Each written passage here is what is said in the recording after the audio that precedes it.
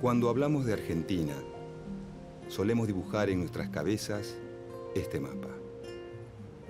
Si pensamos en cómo se formó, cómo se fue delineando el territorio nacional, siempre tenemos ese mapa dibujado detrás. No podemos dejar de referirnos a él. Pensamos que Argentina es ese mapa, pero en realidad lo que ahora es Argentina, uno de los países que se construyeron después de la caída del Imperio Español en América, pudo haber tenido otra forma. Pudo no haberse llamado Argentina. Pudo haber sido muchos países o parte de un gran país hispanoamericano.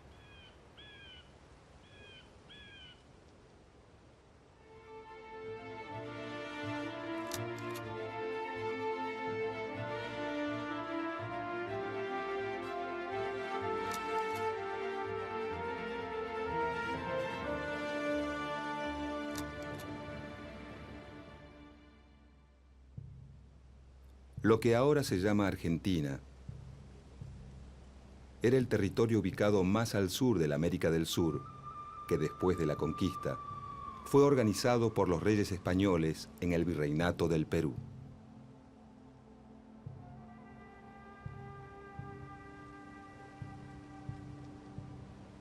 Parte del actual territorio argentino estaba incluido en las gobernaciones del Tucumán y de Buenos Aires dentro de ese virreinato. En 1776, la corona española funda el Virreinato del Río de la Plata, que ocupa aproximadamente los actuales territorios de Argentina, Bolivia, Uruguay y Paraguay. El eje de la economía se encuentra en la ciudad de Potosí, productora de grandes cantidades de plata. Y se elige a Buenos Aires como salida del mineral hacia Europa. Cuenta la leyenda que es tanto el mineral extraído que con él se podría hacer un puente entre América y España. Por su ubicación estratégica, Buenos Aires se convierte en la capital del nuevo virreinato. El Imperio Español parece volver a florecer, pero aunque nadie lo sabe, está a punto de derrumbarse.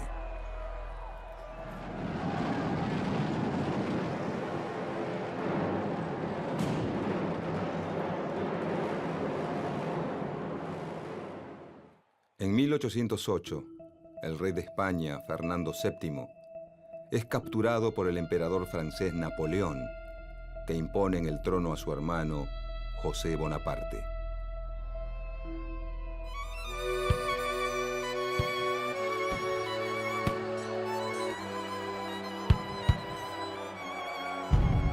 Las ciudades españolas se rebelan y forman juntas en nombre del rey preso. Agrupados en la Junta Central de Sevilla, buscan expulsar a los franceses y mantener su autoridad sobre América. En 1810, la Junta Central se derrumba ante los ataques franceses y España queda bajo el dominio de Napoleón Bonaparte.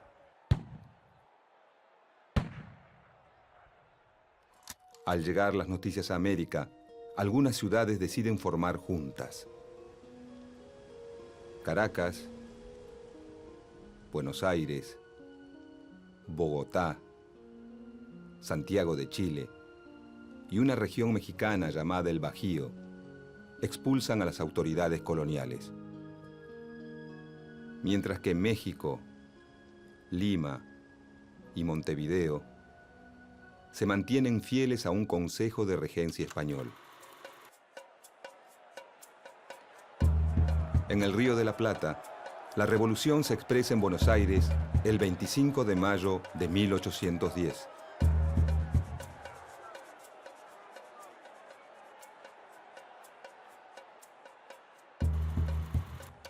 El grupo revolucionario que desplaza al virrey Baltasar Hidalgo de Cisneros cuenta con el apoyo de la milicia criolla, con la que busca asegurarse la adhesión del resto del virreinato. Con la Revolución de Mayo comienza el proceso de independencia de las colonias españolas en el Cono Sur. Paraguay y Montevideo se oponen a la revolución, no así las zonas rurales de la Banda Oriental. Mientras que el ejército de Buenos Aires es derrotado en Paraguay, Montevideo se rinde en 1814. Una expedición enviada por la primera junta obliga a Córdoba a la obediencia y avanza al norte para ocupar el Alto Perú. La expedición comienza con un triunfo, pero finalmente es derrotada. El poder está dividido. Durante años, ni revolucionarios ni realistas pueden pasar más allá de Salta. Para los lugareños, la guerra se convierte en algo cotidiano, en el centro de sus vidas. Entre 1812 y 1815, diferentes grupos patriotas impulsan cambios políticos, aunque no se animan a declarar la independencia.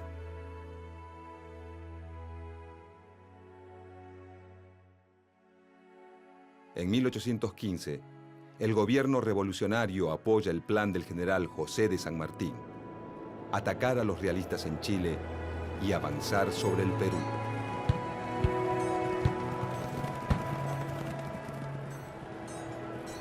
Los territorios revolucionarios americanos están convulsionados por luchas y divisiones. En Buenos Aires, los dirigentes, a pesar de sus diferencias, coinciden en dos premisas: ganar la guerra contra los realistas y mantener un sistema de gobierno centralista con sede en esa capital. El líder revolucionario de la Banda Oriental, Gervasio Artigas, en contra del centralismo porteño, propone un sistema confederal en el que todas las provincias tengan igualdad de condiciones. Artigas es respaldado por Entre Ríos, Corrientes, Santa Fe, la zona de las Misiones, la Banda Oriental y, durante un breve periodo, Córdoba. Para 1815, el territorio revolucionario en América está dividido en dos. El virreinato del Río de la Plata se mantiene en poder de los revolucionarios. México, Nueva Granada, Venezuela y Chile caen bajo el poder realista.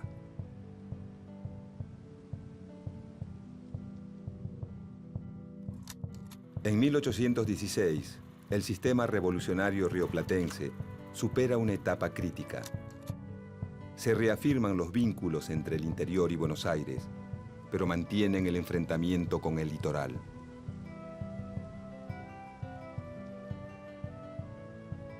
Para disminuir la tensión, se elige a la provincia de Tucumán para llevar a cabo el Congreso que declara la independencia de las Provincias Unidas de Sudamérica. Potosí, Cochabamba y Charcas, que hoy pertenecen a Bolivia, son algunas de las regiones que declaran la independencia. En cambio, algunas provincias que hoy son argentinas, como Santa Fe, Corrientes y Entre Ríos, no concurren al Congreso de Tucumán. El nuevo país independiente tiene dos grandes desafíos: el conflicto con los realistas y la guerra civil entre Buenos Aires y el litoral que dirige Artigas.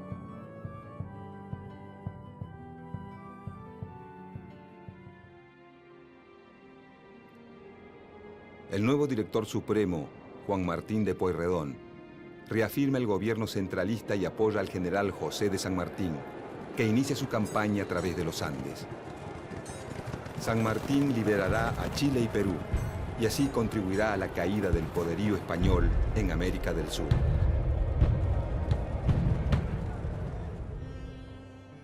Pero en las Provincias Unidas, El alto costo de la guerra debilita al gobierno central, que delega en figuras destacadas de cada provincia la capacidad de reclutar hombres y recursos para la lucha. El sistema revolucionario vuelve a entrar en crisis y se disuelve en 1820.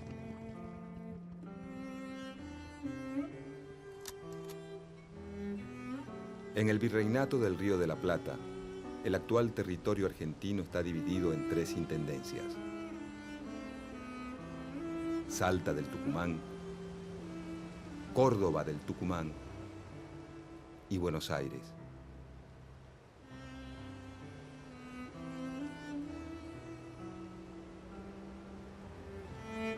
Los gobiernos revolucionarios subdividen esas intendencias coloniales.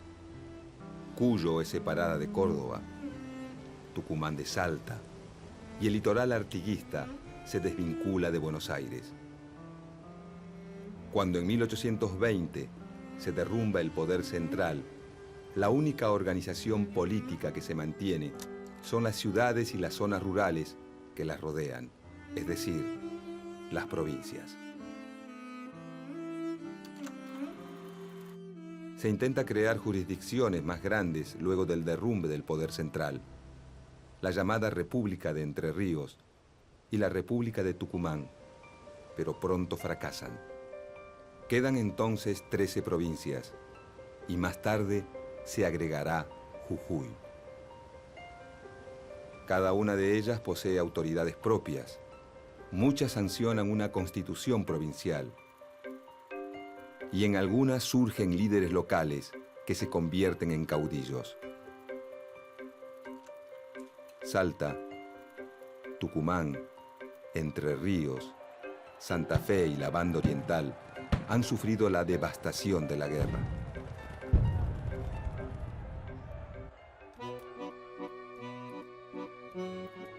Buenos Aires, en cambio, con pocas acciones militares en su territorio, exporta grandes cantidades de cueros y tasajo. Su aduana le permite aumentar su poder sobre las demás provincias y volcar sus recursos contra los indígenas.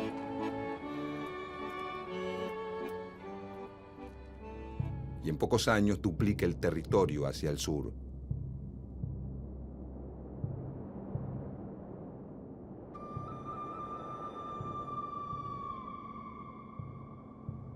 En el interior, el fin de la guerra reactiva los circuitos comerciales.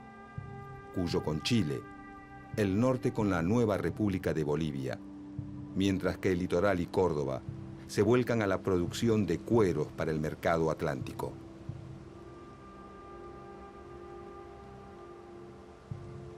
Las nuevas tendencias comerciales, lejos de contribuir a la unidad, fortalecen las divisiones. A mediados de la década de 1820, las provincias se reúnen en un Congreso Constituyente para volver a crear una unión y sancionar una constitución. El intento fracasa al enfrentarse a 2 grandes problemas. Por un lado, la guerra con Brasil, desencadenada cuando la Banda Oriental, apoyada por las Provincias Unidas, se levanta contra la dominación brasileña. Mientras que los rioplatenses obtienen importantes victorias militares, los brasileños bloquean el puerto de Buenos Aires, principal fuente de ingresos de las Provincias Unidas. Con la mediación de Inglaterra, se resuelve el conflicto y nace un nuevo país independiente, la República Oriental del Uruguay, que se separa de las Provincias Unidas.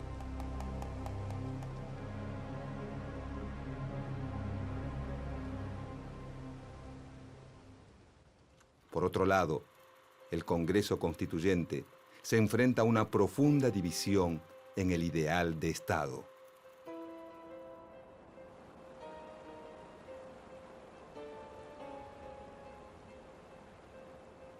Dos corrientes surgen de este enfrentamiento. Los unitarios, quienes sostienen que el gobierno central, creado durante la Revolución, es el fundamento de la soberanía nacional, y los federales, quienes defienden la soberanía de cada provincia. Aunque el grueso del interior es federal y los principales dirigentes unitarios son porteños. Hay muchos federales porteños y varios unitarios en las provincias. En la Constitución formulada por el Congreso de 1826, que nunca entra en vigencia, se denomina por primera vez al nuevo país como República Argentina. Con la disolución del Congreso Constituyente y el regreso del ejército de la guerra contra Brasil, que toma partido por los unitarios, se desata una guerra civil. En el litoral, el intento unitario de hacerse del poder fracasa al poco tiempo. Buenos Aires, Santa Fe, Entre Ríos y Corrientes se afianzan como provincias federales. El resto de las provincias se aglutina en la unitaria Liga del Interior, conducida desde Córdoba por el general José María Paz.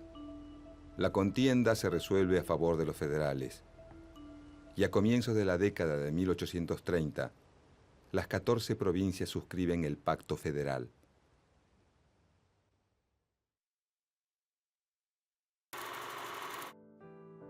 Aunque legalmente las provincias son iguales entre sí, el gobernador de Buenos Aires, Juan Manuel de Rosas, afirmado en el poder desde 1835, logra imponer su orden sobre el resto de la Confederación. Por medio de la diplomacia o de la fuerza, obtiene gobernadores adeptos en todas las provincias, afianzando su poder a través de un único partido federal.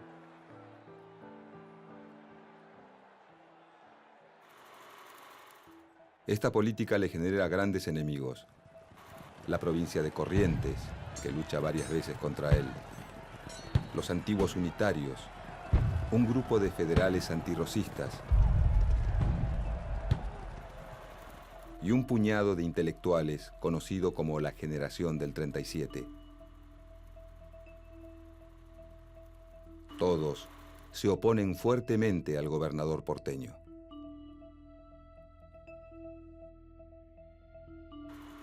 Rosas interviene en las luchas internas de la República Oriental del Uruguay. Apoya a los blancos que se enfrentan a los colorados.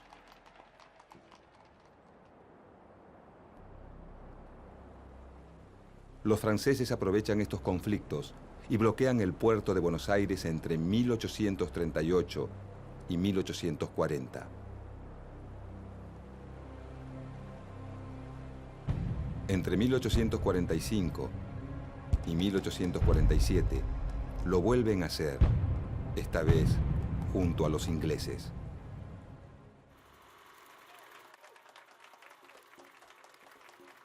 Rosas supera los conflictos y logra el reconocimiento internacional de una zona política autónoma en América del Sur. Es su momento de apogeo, pero uno de sus aliados más importantes, el gobernador de Entre Ríos, Justo José de Urquiza, se levanta en su contra, ya que Rosas impide la libre navegación de los ríos, lo que perjudica a las provincias del litoral, que no pueden competir con las exportaciones porteñas.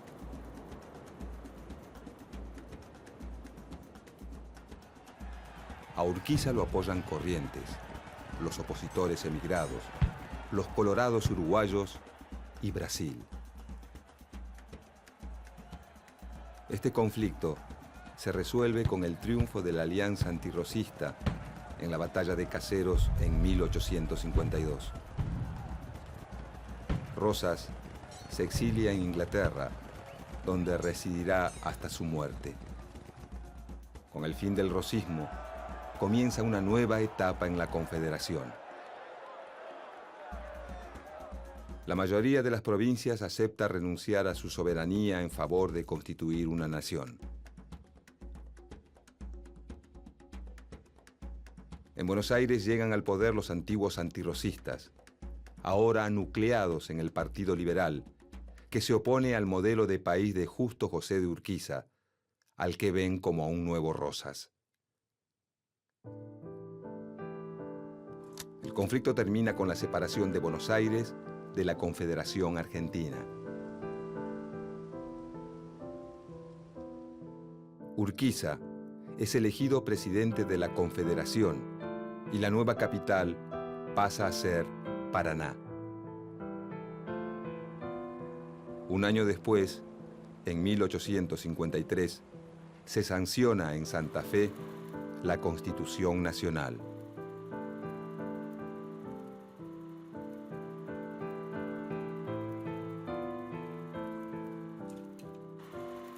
Buenos Aires no acuerda con una unión en la que no tenga privilegios, ni tampoco con entregar los beneficios de su rica aduana. Durante los 8 años en que permanece separada de la Confederación, Buenos Aires prospera gracias al aumento en sus exportaciones de lana y cuero. En cambio, la Confederación enfrenta grandes problemas económicos y muchos de sus dirigentes creen que no existe futuro sin Buenos Aires. La tensión va creciendo y en 1859 se desata la guerra. Las tropas de Urquiza triunfan en la batalla de Cepeda. Se firma un tratado de paz y se vuelve a incorporar a Buenos Aires a la Confederación Argentina. Pero los enfrentamientos continúan y en 1861 se libra la batalla de Pavón, en la que los porteños salen vencedores.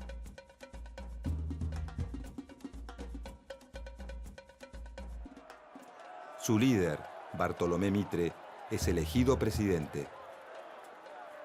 Aunque las 14 provincias se rigen por la Constitución Nacional y una autoridad central, Mitre pretende un Estado con predominio de Buenos Aires.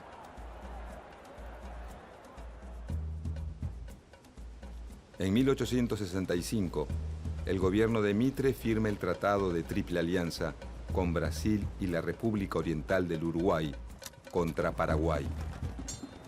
Juntos desatan una guerra larga, que en Argentina es impopular y resistida. Concluye con la destrucción socioeconómica del Paraguay, que pierde a la mayor parte de su población masculina. Brasil y Argentina se apoderan de una parte del antiguo territorio paraguayo. Durante el conflicto se forma un ejército que, por primera vez, depende fuertemente de las autoridades nacionales y no de las distintas provincias.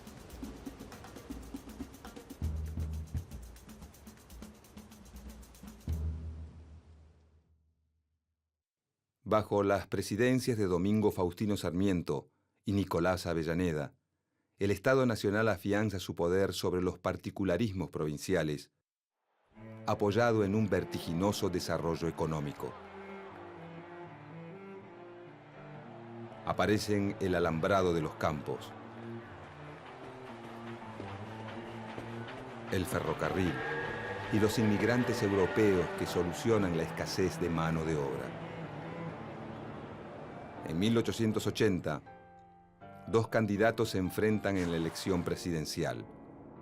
El general Julio Argentino Roca, quien había conquistado territorios al sur de las fronteras, exterminando a los pueblos originarios, y el gobernador de Buenos Aires, Carlos Tejedor.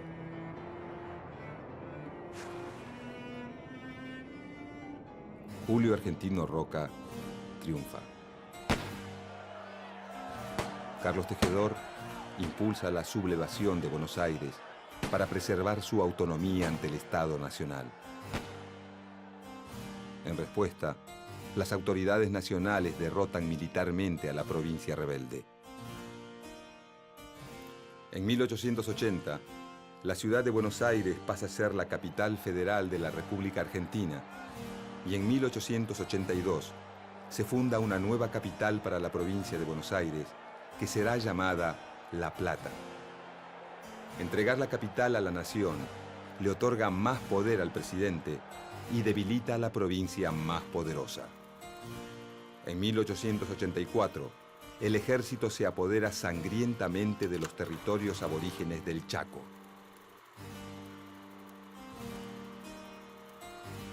Esta región y la Patagonia, conquistada por Roca, pasan a ser territorios nacionales dependientes del gobierno central.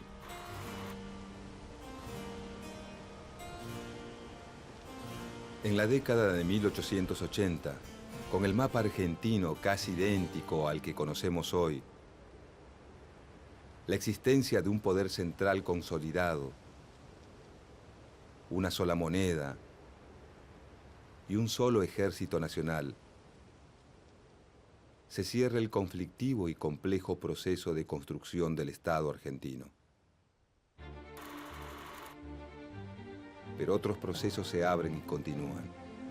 Los habitantes de ese Estado van a afrontar la conformación de una nueva sociedad, la aparición de un nuevo sistema político y la afirmación de una economía capitalista que provocarán conflictos, luchas de intereses, acuerdos y distintas alternativas que llenarán la historia argentina del siglo XX.